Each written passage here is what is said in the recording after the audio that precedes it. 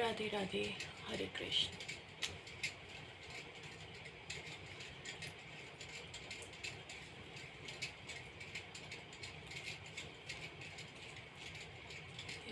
Gopal,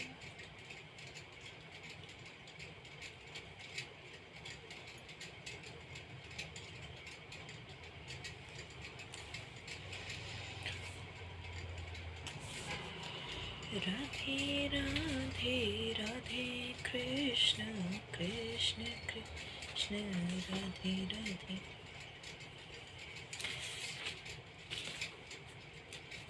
So what we learned yesterday, कल हमने जाना था कि किसी भी मनुष्य के चार क्या फीचर्स होते हैं मेन, जिसकी वजह से वो परमात्मा से अलग होता है। वो एक आत्मा होता है, मनुष्य होता है। तो अब हम पढ़ेंगे आगे, और हमने ये भी जाना था कि एटर्नल क्या क्या है।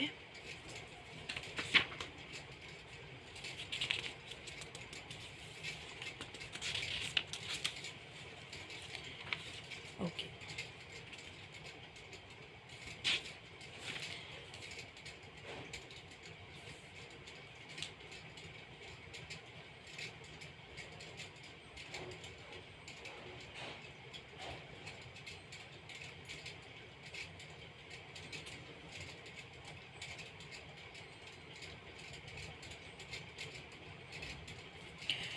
तो हमने जो लास्ट एंडिंग की थी वो थी that is called our pure life, right. तो आज हम आगे बढ़ेंगे।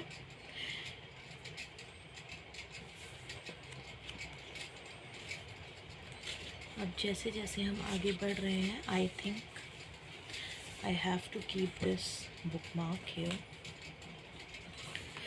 Okay, the supreme lord and his transcendental abode are both Sanatan, as are the living entities.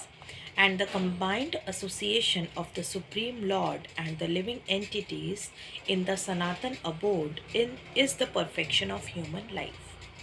The Lord is very kind to the living entities because they are his sons. Lord Krishna declares in Bhagavad Gita, Sarv Yoniso Aham Bij Pradahapit, I am the father of all. Of course, there are all types of living entities according to their various karmas, but here the Lord claims that he is the father of all of them. Therefore, the Lord descends to reclaim all of these fallen, conditioned souls to call them back to the Sanatan eternal sky, so that the Sanatan living entities may regain their eternal Sanatan positions in eternal association with the Lord. The Lord comes himself in different incarnations, or he sends his confidential servants as sons or his associates or acharyas to reclaim the conditioned souls. तो या तो जो भगवान जी हैं वो खुद आते हैं अवतार लेके, या फिर वो भेजते हैं अपने सन्स को जो उनके कॉन्फिडेंशियल सर्वेंट्स होते हैं, मतलब जो यहाँ पे हमें देखने को मिलते हैं आचार्यों के रूप में, महात्माओं के रूप में, और जो जिनको हम कहते हैं कि महापुरुषों के रूप में। Therefore, Sanatan Dharma does not refer to any sectarian process of religion. It is the eternal function of the eternal living entities in relationship with the eternal Supreme Lord. Sanatan Dharma refers, as stated previously, to the eternal occupation of the living entity. Sripad Ramanujacharya has explained the word Sanatan as that which has neither beginning nor end. So when we speak of Sanatan Dharma, we must take it for granted on the authority of Sripad Ramanujacharya that it has neither beginning nor end. The English word religion is a little different from Sanatan Dharma. Religion conveys the idea of faith, and faith may change. One may have faith in a particular process, and he may change this faith and adopt another. But Sanatan Dharma refers to that activity which cannot be changed. For instance, liquidity cannot be taken from water, nor can heat be taken from fire. Similarly, the eternal function of the eternal living entity cannot be taken from the living entity. Sanatan Dharma is eternally integral with the living entity. When we speak of Sanatan Dharma, therefore, we must take it for granted on the authority of Sripad Ramanujacharya that it has neither beginning nor end. That which has neither end nor beginning must not be sectarian, for it cannot be limited by any boundaries. Those belonging to some sectarian faith will wrongly consider that Sanatan Dharma is also sectarian. But if we go deeply into the matter and consider it in the light of modern science, it is possible for us to see that Sanatan Dharma is the business of all the people of the world. Nah, of all the living entities of the universe. अब यहाँ पे क्यों दो चीज़ें कही गई हैं, of all the people of the world और all the living entities of the universe, क्योंकि जो लिविंग एंटिटीज़ हैं वो ह्यूमंस के अलावा भी बहुत सारी हैं. एनिमल्स हैं, प्लांट्स हैं, इवन रिवर्स को भी लिविंग एंटिटीज़ कहा जाता है. तो लिविंग एंटिटीज़ आर एवरीवन, मतलब जिनमें भी प्राण हैं, जिनमें भी जान है, they are all living entities. And Sanatan Dharma is related to all those and is the duty of all. Non-Sanatan religious faith may have some beginning in the annals of human history, but there is no beginning to the history of Sanatan Dharma because it remains eternally with the living entities. Insofar as the living entities are concerned, the authoritative Shastras state that the living entity has neither birth nor death. In the Gita, it is stated that the living entity is never born and he never dies. He is eternal and indestructible, and he continues to live after the destruction of his temporary material body. In reference to the concept of Sanatan Dharma, we must try to understand the concept of religion from the Sanskrit root meaning of the word. Dharma refers to that which is constantly existing with a particular object. We conclude that there is heat and light along with the fire. Without heat and light, there is no meaning to the word fire. Similarly, we must discover the essential part of the living being, that part which is his constant companion. That constant companion is his eternal quality, and that eternal quality is his eternal religion. When Sanatan Goswami asked Sri Chaitanya Mahaprabhu about the Swarup of every living being, the Lord replied that the Swarup or constitutional position of the living being is the rendering of service to the Supreme Personality of Godhead. If we analyze this statement of Lord Chaitanya, we can easily see that every living being is constantly engaged in rendering service to another living being. A living being serves other living beings in various capacity. By doing so, the living entity enjoys life. The lower animals serve human beings as servants, serve their master. A serves B master, B serves C master, and C serves D master, and so on. Under these circumstances, we can see that one friend serves another friend. The mother serves the son, the wife serves the husband serves the wife, and so on. If we go on searching in the spirit, it will be seen that there is no exception in the society of living beings to the activity of service. The politician presents his manifesto for the public to convince them of his capacity for service. The voters therefore give the politician their valuable votes, thinking that he will render valuable service to society. The shopkeeper serves the customer and the artisan serves the capitalist. The capitalist serves the family and the family serves the state in the terms of the eternal capacity of the eternal living being. In this way, we can see that no living being is exempt from rendering service to other living beings, and therefore we can safely conclude that service is the constant companion of the living being, and that the rendering of service is the eternal religion of the living being. अब यहाँ से हमने क्या समझा? Okay, let me tell you one thing कि हम अगर सारा चीज़ें, क्योंकि अभी मैं इंग्लिश वर्जन भगवद गीता का पढ़ रही हूँ, इसमें जो आगे श्लोक्स आएंगे वो हिंदी संस्कृत में भी आएंगे और फिर हम उसका थोड़ा थोड़ा हिंदी मीनिंग भी जानेंगे. बट जैसा कि अभी हम इंट्रोडक्शन शुरू कर रहे हैं और इसलिए मैं बहुत थोड़ा थोड़ा पढ़ रही हूँ ताकि हर चीज़ हम एब्जॉर्ब कर सकें, उसको समझ सकें, उसको अप्लाई कर सकें, इम्प्लीमेंट कर सकें. तो अभी जैसा कि काफ़ी आया मुझे कि हिंदी में भी होना चाहिए, तो वो मैंने ऑलरेडी जो अपना एक मॉड्यूल बनाया हुआ है, हम क्या करेंगे, क्योंकि अभी I am reading the English, तो एक एक लाइन का मीनिंग समझाना थोड़ा ज़्यादा टाइम लेगा, और ऑब्वियसली बिकॉज़ हम धीरे धीरे इसको पढ़ रहे हैं, और ये इतना लंबा भी नहीं होना चाहिए कि जो लोग इसी वजह से नहीं पढ़ पाते हैं कि टाइम जाएगा या टाइम नहीं है। तो आई जस्ट वांट कि चाहे वो डेली का आधा घंटा भी इसको अगर सुन ले, तो एटलीस्ट कुछ तो उनके दिमाग में जाएगा। तो हम क्या करेंगे, eight the end of the like 6 to 7 days, मतलब अ वीक ऑलमोस्ट, हम जितने भी हमने चीज़ें सीखी हैं उनका इंग्लिश प्लस हिंदी वर्जन में हम एक ब्रीफ लेंगे कि क्या क्या चीज़ें हमने सीखी हैं।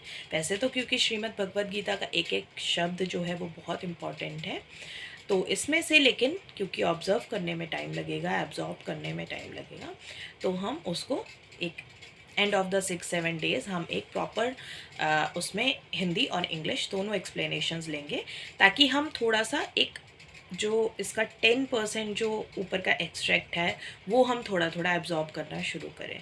क्योंकि ऑब्वियसली जैसा भगवद गीता में भी लिखा है कि it is impossible for a human to understand the Bhagavad Gita in one go or even in 2 to 3 goes। That's why it is said कि हमें भगवद गीता रोज़ाना पढ़नी चाहिए, अपनी पूरी ज़िंदगी में जब तक हम पढ़ सकते हैं हमें पढ़नी चाहिए।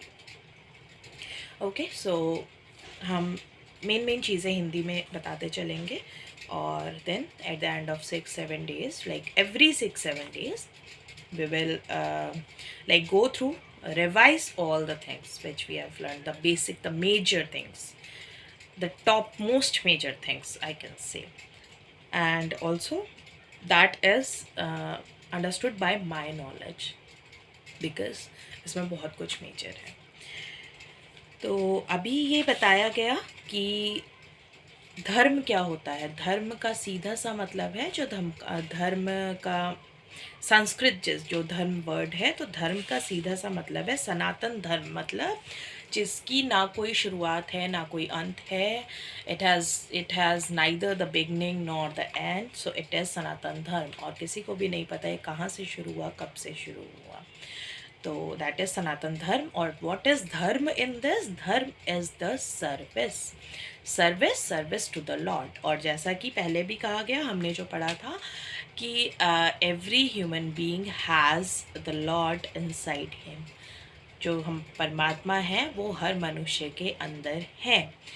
तो हम और हर मनुष्य या हर लिविंग एंटिटी जो है वो किसी ना किसी को सर्व कर रही है, चाहे वो माँ और बेटे के रूप में हो, चाहे वो माता पिता और बच्चों के रूप में हो, चाहे वो बॉस और एम्प्लॉय के रूप में हो, किसी भी रूप में हो, चाहे वो एनिमल्स और ह्यूमंस का कनेक्शन हो, तो कहीं ना कहीं लाइक फूड चेन चलती है तो दे आर सर्विंग ऑल, तो कहीं ना कहीं वी आर ऑल कनेक्टेड। कोई भी इंसान अकेला इंडिपेंडेंटली नहीं जी रहा है, we are based on the service. और सर्विस ही एक ऐसी चीज़ है जो हमारे साथ इटर्नली चल रही है, मतलब जो हमारे साथ हमेशा चल रही है। सो दैट इज़ अवर धर्म, सर्विस, जो जिसे हम अगर नॉर्मल भाषा में कहें तो दैट इज़ कर्म।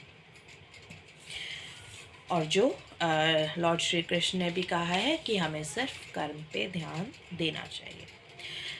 तो आगे बढ़ते हैं। Yet men profess to belong to a particular type of faith with reference to particular time and circumstance, and thus claims to be a Hindu, Muslim, Christian, Buddhist, or an adherent of any other sect.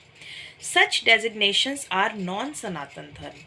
A Hindu may change his faith to become a Muslim, or a Muslim may change his faith to become a Hindu, or a Christian may change his faith, and so on.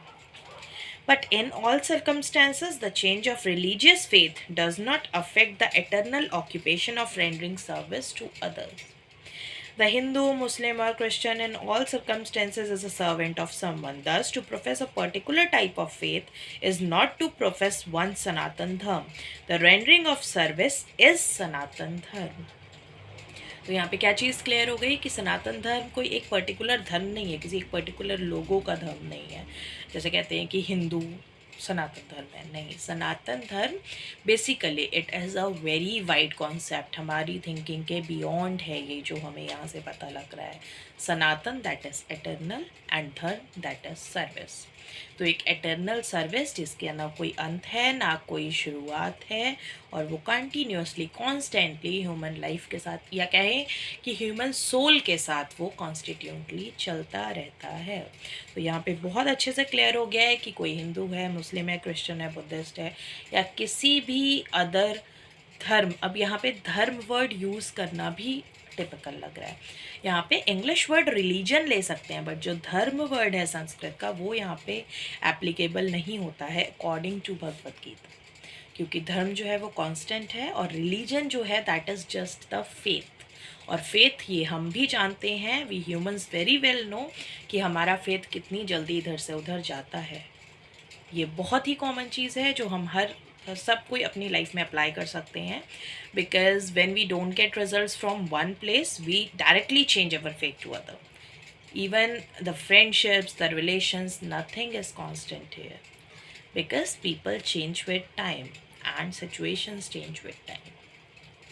So dharm and religion, the English word of dharm, that is religion, that is taught to us till now, but while reading this Bhagavad Gita and this concept, I am very clear now that dharm and religion both are very different. Dharm is a very wide concept and religion is very narrow concept. So religion is faith and dharma is eternal. Dharma is our service. So dharma is the ocean and religion is just a river. We can understand it this way. कैसे कि जो धर्म है वो समुद्र की तरह है, और जो रिलीजन वर्ड जो हम यूज़ करते हैं Hindu, Muslim and all, faith, भरोसा, वो है एक नदी की तरह। तो एंड में क्या होता है, सारी नदियों को उस समुद्र में मिलना ही पड़ता है। तो वो है हमारी सर्विस जो हमारे साथ हमेशा कांस्टेंट चलती है। I am really feeling very good. I truly honestly I will say that thank you so much Sri Radhe Krishna that finally I started this. Means I'm getting very clear concepts from here, and rightly it is very truly sad that everyone should read this. Bhagavad Gita is not related to any what we say religion. It is the Sanatan Dharma, that is eternal service. That's it. That continues with the living entities. So moving further, already like today we have spent so much time, so let's absorb a little more, right? Okay, so factually we are related to the Supreme Lord in service. The Supreme Lord is the supreme enjoyer and we living entities are his servitors. We are created for his enjoyment, and if we participate in that eternal enjoyment with the Supreme Personality of Godhead, we become happy. We cannot become happy otherwise. It is not possible to be happy independently, just as no one part of the body can be happy without cooperating with the stomach.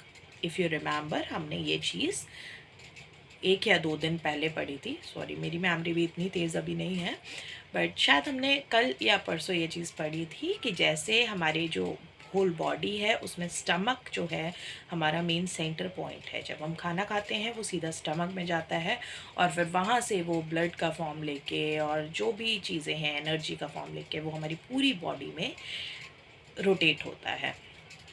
तो stomach के साथ हर किसी को cooperate करना पड़ता है।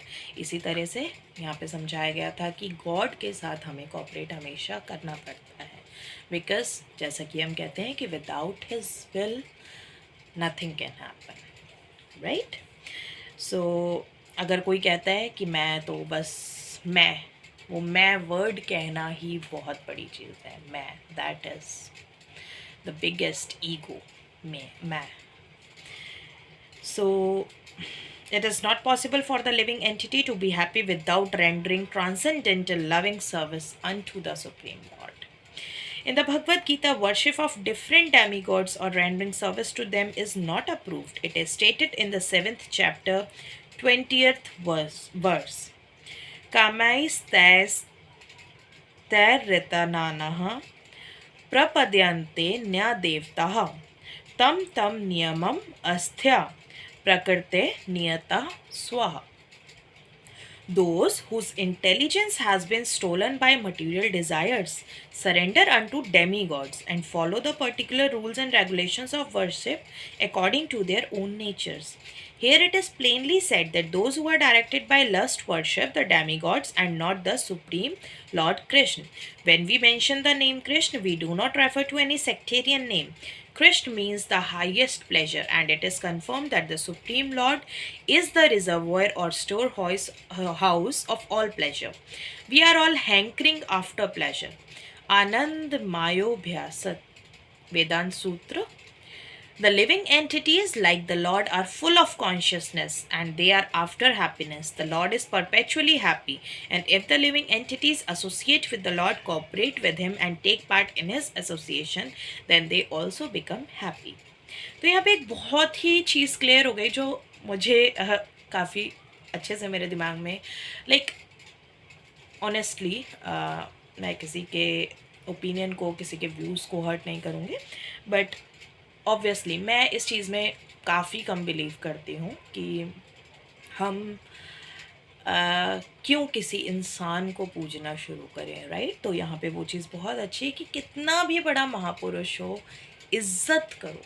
इज़्ज़त करना और पूजना दो अलग चीज़ें हैं, और पूजने योग्य सिर्फ परमात्मा है, क्योंकि पूजने योग्य वही होता है जिसमें जो मनुष्य से ऊपर होता है, और चाहे महापुरुष हो या कोई भी मनुष्य हो, उनसे गलतियां हमेशा होती हैं। तो पूजने योग्य जो हैं वो परमात्मा है, लेकिन रिस्पेक्ट हमें सभी बड़ों की या सभी मनुष्यों की करनी चाहिए। That is very clear. तो डेमी गॉड्स, जैसा कि हमने पहले इसी भगवद गीता में जाना था कि डेमी गॉड्स जो छोटे छोटे यहाँ मनुष्य आए हुए हैं, और आजकल तो ये कलयुग में बहुत ज़्यादा बढ़ रहा है, और आगे मैं अभी क्लियरली इस चीज़ में ज़्यादा डीप नहीं जाऊंगी क्योंकि हम भगवद गीता से ही जानेंगे, बट आई नो कि आप सब लोग वो चीज़ समझ चुके हैं कि डेमी गॉड से क्या मतलब है। So moving further, the Lord descends to this mortal world to show His pastimes in Vrindavan, which are full of happiness. When Lord Shri Krishna was in Vrindavan, His activities with His cowherd boyfriends, with His damsel friends, and with other inhabitants of Vrindavan, and with the cows were all full of happiness. The total population of Vrindavan knew nothing but Krishna. But Lord Krishna even discouraged his father Nand Maharaj from worshipping the demigod Indra, because he wanted to establish the fact that people need not worship any demigod. They need only worship the Supreme Lord, because their ultimate goal is to return to his abode. इसलिए कहा जाता है कि हम परमात्मा को पूजें। सिर्फ परमात्मा है जो पूजनीय है। परम आत्मा जो निराकार हैं, जिनको निराकार कहा जाता है, वो परमात्मा है। The abode of Lord Shri Krishna is described in the Bhagavad Gita 15th chapter 6th verse. ना तद भास्यते सूर्यो ना शशंको ना पावकः यद गत्व न निवर्तन्ते तद्धाम परमम मम. That supreme abode of mine is not illuminated by the sun or moon, nor by fire or electricity. Those who reach it never return to this material world. तो यहाँ पे क्या कहा गया है कि जो परमात्मा हैं, जो मेरे परमात्मा हैं, उनके वो ना ही उनको सूर्य रोशनी देता है, ना ही उनको चांद रोशन करता है, ना ही कोई किसी तरह की फायर, कोई इलेक्ट्रिसिटी, कुछ नहीं।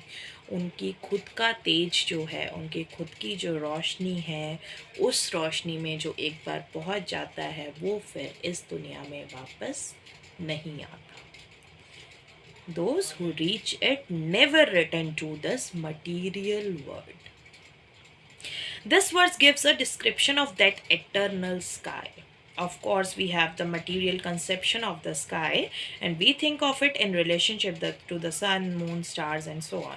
But in this verse, the Lord states that that in the eternal sky there is no need for the sun, nor the moon, nor electricity or fire of any kind, because the spiritual sky is already illuminated by the Brahma Jyoti, the rays emanating from the Supreme Lord. We are trying with difficulty to reach other planets, but it is not difficult to understand the abode of the Supreme Lord. This abode is referred to as Golok. In the Brahm Samhita, it is beautifully described. Golok ev nivasate akhilatma bhuta. The Lord resides eternally in his abode Golok. Yet he can be approached from this word, and to this end the Lord comes to manifest his real form, Satchit Anand Vigrah. When he manifests this form, there is no need for our imagining what he looks like. To discourage such imaginative speculation, he descends and exhibits himself as he is, as Shyam Sundar. Unfortunately, the less intelligent deride him because he comes as one of us and plays with us as human being. But because of this, we should not consider the Lord one of us. It is by his omnipotency that he presents himself in his real form before us and displays his pastimes, which are replicas of those pastimes found on his abode. In the effulgent rays of the spiritual sky, there are innumerable planets floating. The Brahma Jyoti emanates from the supreme abode, Krishna Lok, and the Anandamay, Chinmay planets, which are not material, float in those rays. The Lord says, Na tad bhasyate suryo, na shashanko, na pabakah, yad gatva na nivartante, tad dham parmamam. One who can approach that spiritual sky is not required to descend again to the material sky. In the material sky, even if we approach the highest planet, Brahmlok, what to speak of the moon, we will find the same conditions of life, namely birth, death, disease, and old age. No planet in the material universe is free from these four principles of material existence. Radhe Radhe. I'm really thankful, Lord. यहाँ पे एक बहुत ही clear चीज़ हमें समझा दी गई है कि चांद क्या है. अगर हम सिर्फ सबसे हाईएस्ट प्लैनेट पे भी पहुंच जाएं, जो हम आज ढूंढ रहे हैं कि चांद पे जीवन है या नहीं, भगवत गीता में ये चीज़ मेंशन्ड है यहाँ पे कि चांद कुछ भी नहीं है. अगर हम हाईएस्ट प्लैनेट जो ब्रह्मलोक है, जो ब्रह्मा जी ने, जहाँ पे ब्रह्मा जी का सबसे पहले जिनका अवतार हुआ, ब्रह्मा जी के रूप में जब परमात्मा ने अवतार लिया, वो जो ब्रह्मलोक है, अगर हम वहाँ तक भी पहुँच जाएं, अगर ह्यूमन इतना भी एडवांस हो जाए, इतना कितना भी अपनी बुद्धि का इस्तेमाल कर ले और ब्रह्मलोक तक भी पहुँच जाए, तो वहाँ भी उसको 4 चीज़ें तो मिल जाएंगी. दैट इज़ बर्थ, जन्म, डेथ, मृत्यु, डिसीज़, बीमारी, और ओल्ड एज. दैट इज़ वृद्ध, उम्र. और ये चारों चीज़ें क्या हैं? ये चारों ही एटर्नल नहीं है. जिसका जन्म हुआ है उसकी मृत्यु होनी है. डिसीज़ और ओल्ड एज उस लाइफ साइकिल के ड्यूरिंग के 2 पार्ट हैं.